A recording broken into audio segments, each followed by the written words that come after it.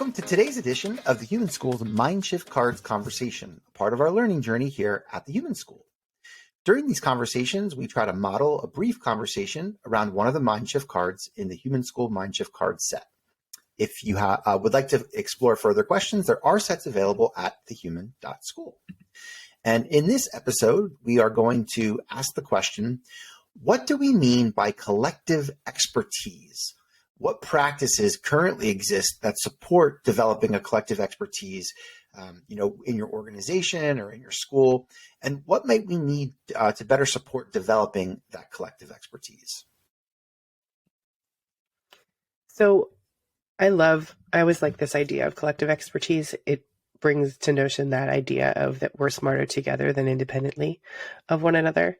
And so when we talk about collective expertise, to me, we're talking about as a group, what do we know and how much, and not in terms of content, but in terms of ability or skills or values, how much do we know as a group? And when we're talking about an organization or a school, if we're talking about a school, the group of educators have a collective expertise around education and learning, ideally. But then I think that second question of what practices currently exist that support developing a collective expertise is one that's really important to me, and one that I think that we really struggle with in education. I think that as teachers, we get pretty bristly around professional development and trying to support that development of a collective expertise. But then I also think when professional development is planned, oftentimes it's not through that mindset either.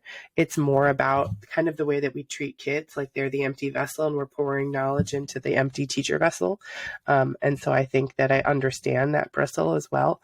I don't think that oftentimes that's designed from the standpoint of you're helping to support an already expert group, and instead it's that you're trying to make them smart instead of they're already smart. So I think that second question is the one where I really kind of live in my thought process oftentimes. So I really like the pairing of these two words, collective expertise, because I think they're rooted in this belief that we approach whatever the work is with an assets frame.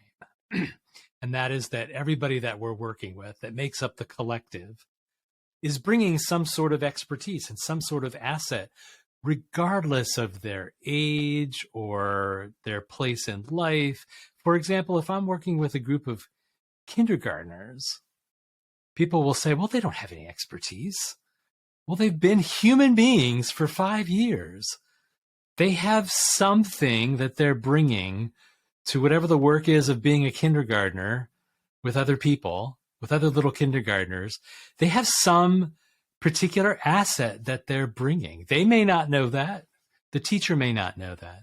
But when we work collectively and we acknowledge that there's an expertise there, we keep our feelers out and we try and determine what is that expertise.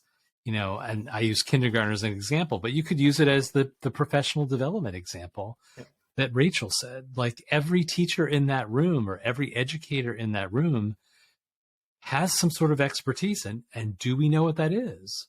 And have they shared that? I think one of the critical components of this mind shift, when we talk about this kind of continuum or spectrum within it, is really humility. Right. So I think that our profession is one in which the identity of an educator is to kind of have all the answers, at least traditionally.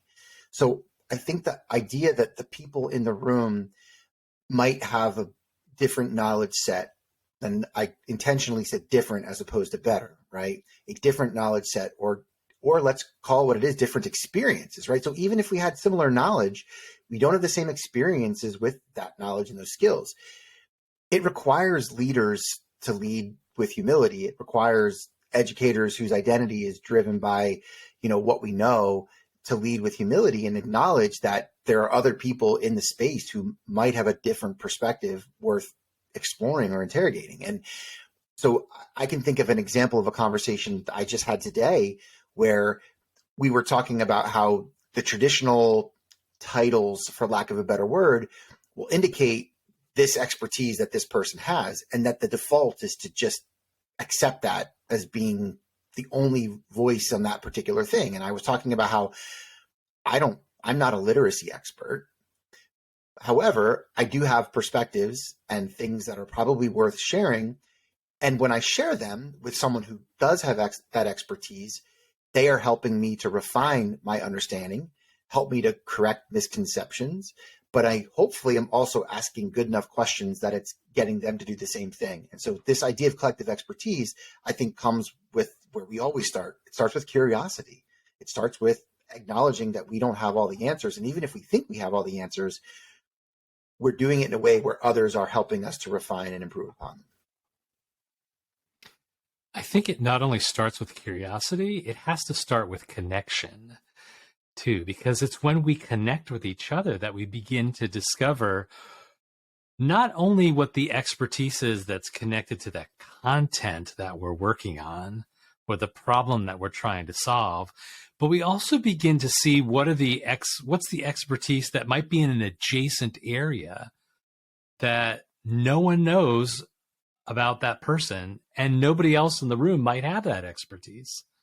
An example is I just finished teaching a college course, and there were 13 people in the class, and we do a lot of work connecting with each other. And there was a really interesting vibe in this group, because I think when they connected with each other, when they spent so much time connecting with each other, they realized one thing. They realized that the range of their experiences was distributed across anywhere from 3 years of teaching up to 31 years of teaching. And there was this assumption, like, everybody in this room has something that they're going to contribute here. And, somebody might have contributed, the 31-year expert might contribute something around, the topic of the class, because they have all this practice that they've developed around what the topic of the class was.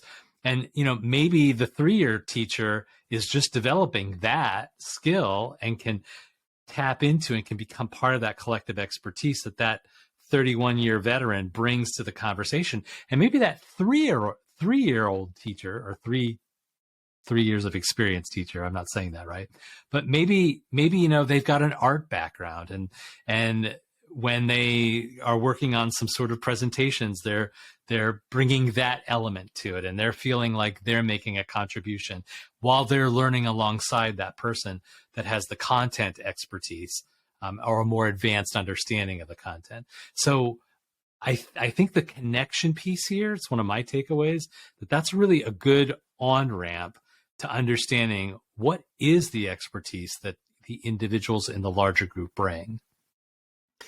I think the thing that I connected with there, Randy, and I very much agree with you, is also that the lens that an educator brings to the knowledge of the expertise that we bring is really to people. As much as we know that content is important, if I'm a leader in an organization, with a traditional title, what I really need is to be an expert on my people. And that's a weird framing. I'll acknowledge that. But like, to know your people, to connect, what you just described. In the way that a teacher, it starts with connecting with your learners, connecting with your families. And so I think that when people hear the word expertise, the assumption that they oftentimes make is, to your point, the content. And that what maybe is a difference in the way that we're framing this is that it starts with the relational. It starts with the connection first, which I really like, and is maybe a different way than we thought about it. That's my big takeaway from our conversation. Anything else for the good of the group? No? We're good? All right. Well, I just would like to thank you guys for the conversation, and thank all of you out there who are listening or watching. And, remember, we've got a website, thehuman.school, where you can check out more conversations like this on our conversations page. And I always like to state that, our goal is we are committed to placing humanity at the center of all design, and we hope that you'll join our community in our Facebook group. So thanks so much for the conversation, guys.